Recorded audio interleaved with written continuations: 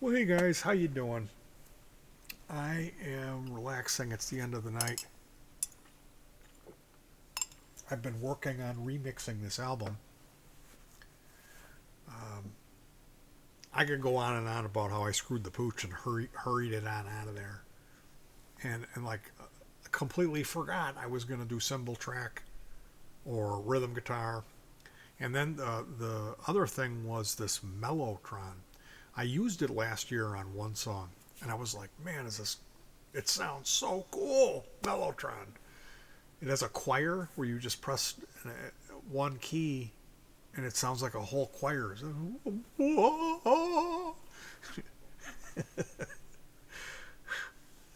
So this year, starting in last year in like Thanksgiving, I started working towards this goal of putting all this stuff together. And I built these computers. I had a bad RAM slot, and then there was another one. Oh, I don't even. It the reason that the album is called Semantical Nightmare is because of this process of putting together this gear and how many like stupid my failure to not be a goof. So of course when I'm in the process of recording I goofed and rushed it. Anyway, people were generous. They gifted me to get copies of the MP3s, and then I won this auction. And I got a significantly expensive pair of studio monitors, which is what you need for mixing. So that's one huge reason I'm remixing these is so because I just did this, and it's like I get these monitor speakers and I can learn how to mix properly. So yesterday, I had a catastrophic failure with the software, and in the process of reinstalling it many times,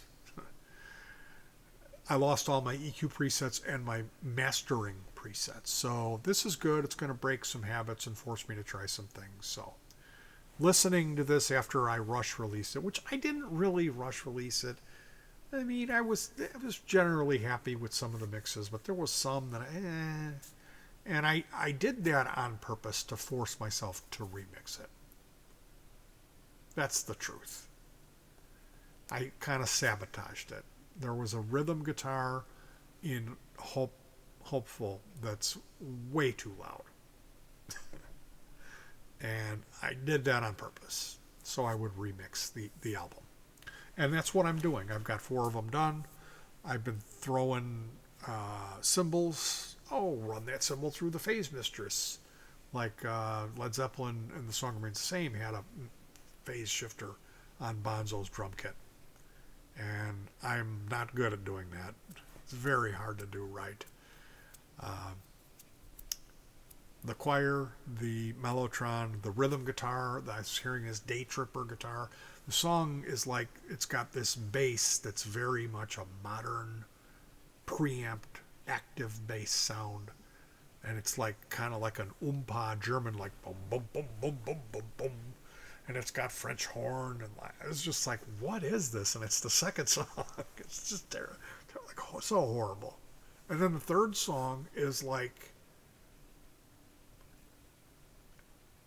it's so superior to anything I've ever written. I think it's called Gray, and like I just really can't get over this piece of music. And there's not much to it. It's not like I'm saying, "Oh, I wrote this great song."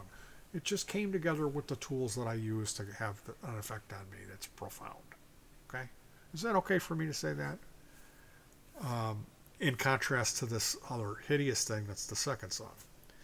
And I felt strongly if I added some Day Tripper sounding rhythm guitar, it would really help quite a bit. Also putting the cymbals that I had originally heard, which aren't there. So adding Mellotron, songs that don't even need it that I thought were perfect, I'm putting Mellotron on there and having it not be like, oh, here's this really loud Mellotron. I'm making it subtle and blend with the existing stuff. And even then, you add a couple of tracks like that, and it starts throwing the mix off So you need to compensate. So that means then you're adjusting this level. And you've adjusted this level, and that means you need to adjust the bass. And the drums have to come up, and then all the rhythm guitars are quiet.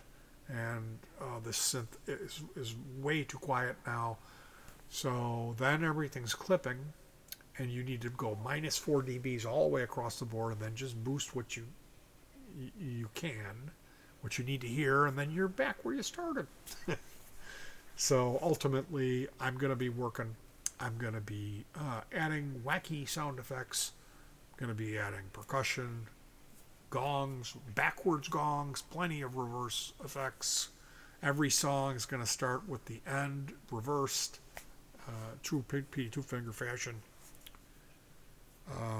Adding guitars, adding mellotron all over it. The mellow mixes. Yeah, there you go.